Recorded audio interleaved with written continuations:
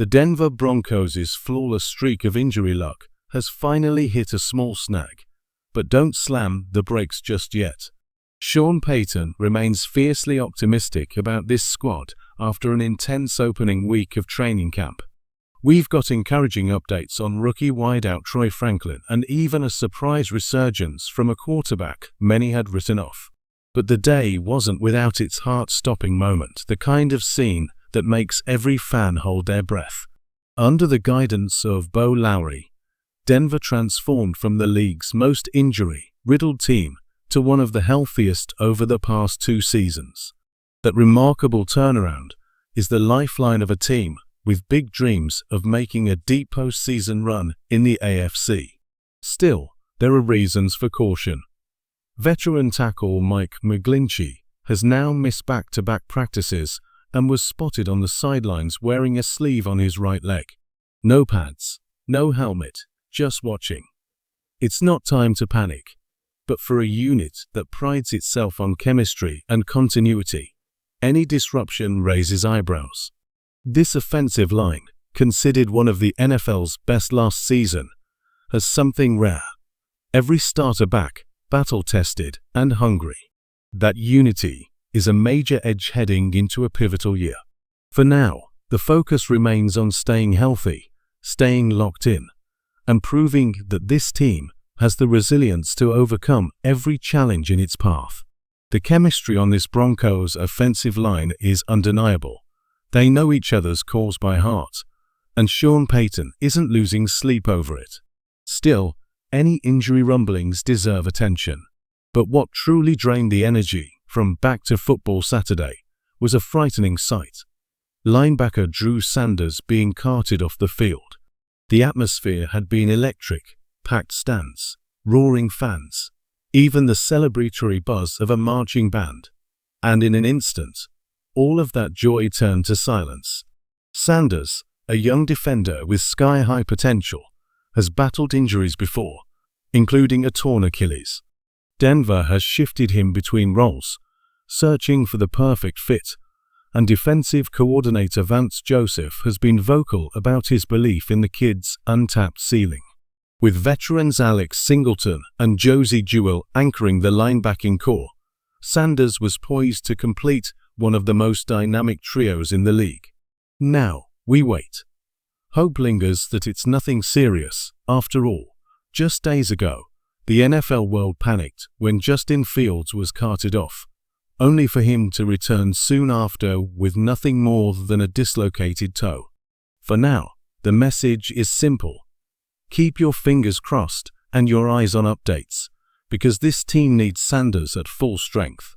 Sean Payton offered only one reassuring update on Drew Sanders. It's not the Achilles. For now, that's enough to keep hope alive. On the brighter side, 2 young receivers are stealing the spotlight in camp. Rookie Troy Franklin, proudly wearing his new number 11, is turning heads with his crisp routes and instant chemistry with quarterback Bo Nix. 3 straight practices, 3 days where beat reporters couldn't stop talking about him. Franklin is stacking wins, and momentum is building fast. Then there's Pat Bryant, the wideout many dismissed as a late-round flyer.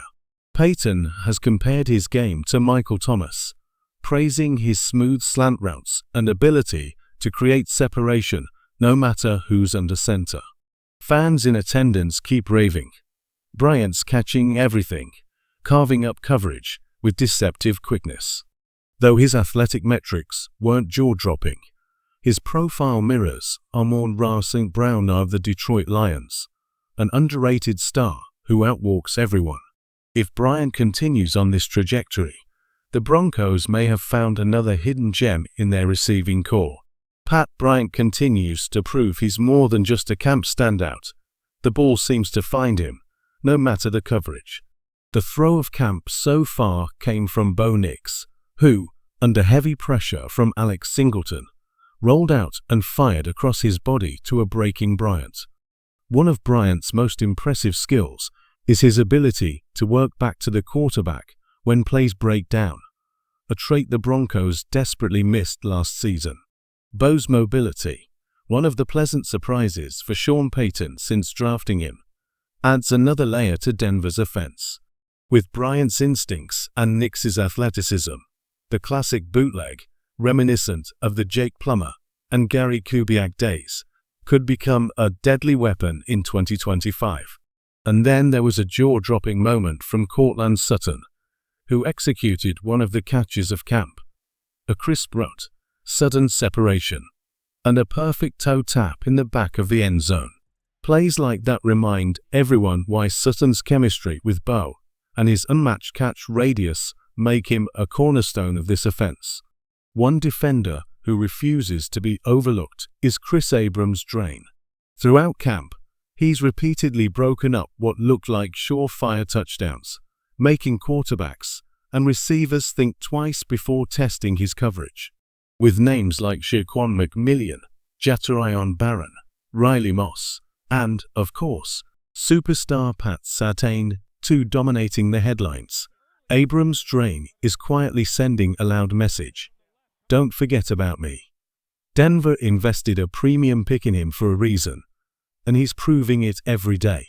Fans still remember his highlight reel interception of Justin Herbert last season, a game-changing play that snatched a touchdown right out of the air.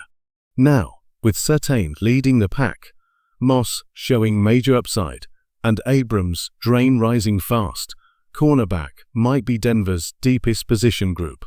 In fact, the room is so stacked that a future trade wouldn't be surprising. With this much talent, there simply aren't enough snaps to go around. It's a good problem to have, and another reason the Broncos' defense could be special in 2025. Talk of a new Broncos stadium has cooled slightly. No groundbreaking announcements just yet, but there's still plenty to look forward to. Rumor has it that the team's ownership might make its first major media appearance when the project officially begins, likely in the off-season. In the meantime, fans can expect fresh uniform looks this year. No new jerseys, just creative mix and match combinations of helmets and uniforms already in the rotation. Small changes that can still pack a big punch on game day.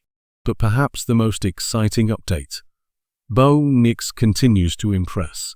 Despite practicing every day against what many consider the best defense in the NFL, he hasn't thrown a single interception in training camp.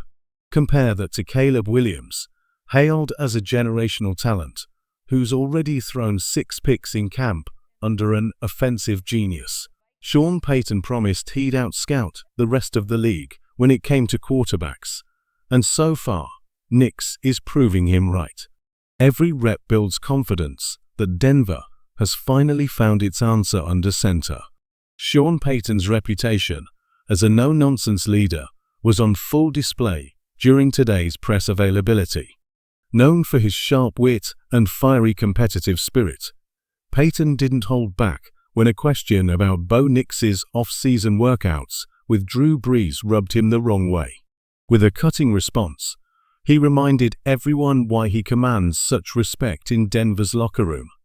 This is a coach who won't tolerate speculation or sloppy reporting. Moments like this are why players buy in. Payton demands focus, precision, and accountability from everyone, both on and off the field. For fans, it's a reminder of exactly why Denver brought him in.